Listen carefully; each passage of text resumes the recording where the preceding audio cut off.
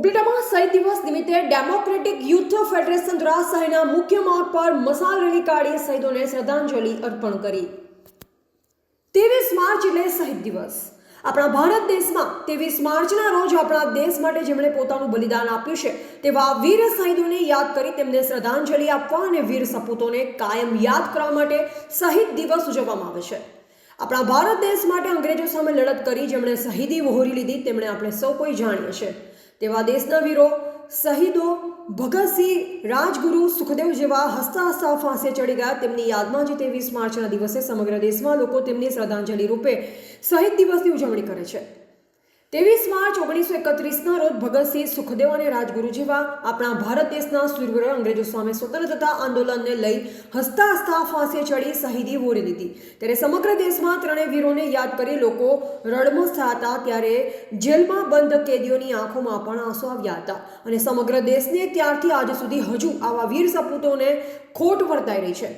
આવા જ વીર શહીદોના દેશભરમાં યાદ કરતા હોય ત્યારે રાજકોટ જિલ્લાના ઉપલેટા શહેરમાં પણ દર વર્ષે ડેમોક્રેટિક યુથ ફેડરેશન દ્વારા શહેરના મુખ્ય માર્ગ પર વિશાળ સંખ્યામાં યુવાનો, બાળકો, મહિલાઓ સહિત તમામ આગેવાનો મશાલ રેલી યોજી શહીદ સ્મારકોને ફૂલહાર અર્પણ કરી શ્રદ્ધાંજલિ આપી શહીદ દિવસની ઉજવણી કરવામાં આવે ત્યારે ઉપલેટા શહેરના મુખ્ય માર્ગ શહીદ ભગતસિંહ અમર રહોના નારાથી ગુંજી ઉઠે છે।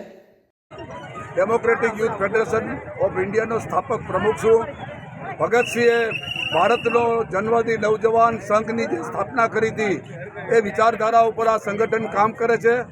દેશની આઝાદીમાં જે ક્રાંતિકારીઓએ બલિદાન આપ્યા હતા એમાં ભગતસિંહ, સુખદેવ અને રાજગુરુને 23 માર્ચ 1931ના રોજ અંગ્રેજોએ ફાંસીને બાછડે ચડાવી અને તેમને બલિદાન આપ્યું હતું।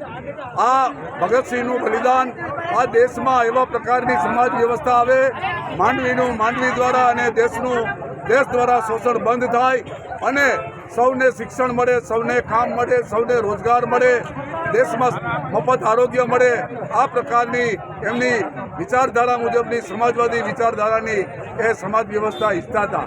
આજે કમનસીબ એ કહી શકાય કે આજે આ દેશમાં જે પ્રકારે કંપનીઓનું રાજ ચાલી રહ્યું છે અને આ દેશની અંદર કોર્પોરેટ કંપની પરસ્ત નીતિઓને કારણે ખાનગીકરણ થઈ રહ્યું છે।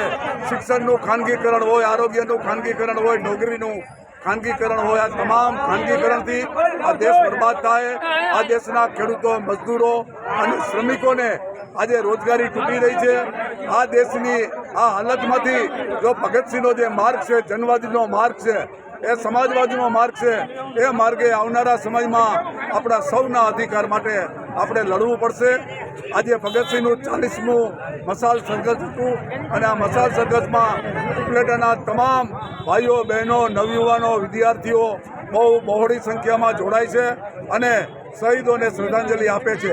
આ પરંપરા આ ઉપલેટાની એક આગવી પરંપરા છે અને આગવી પરંપરામાં સૌ હોશે હોશે આવે છે અને શહીદોને શ્રદ્ધાંજલિ આપે છે। રિપોર્ટર ઇમરાન સરવદી, ઉપલેટા।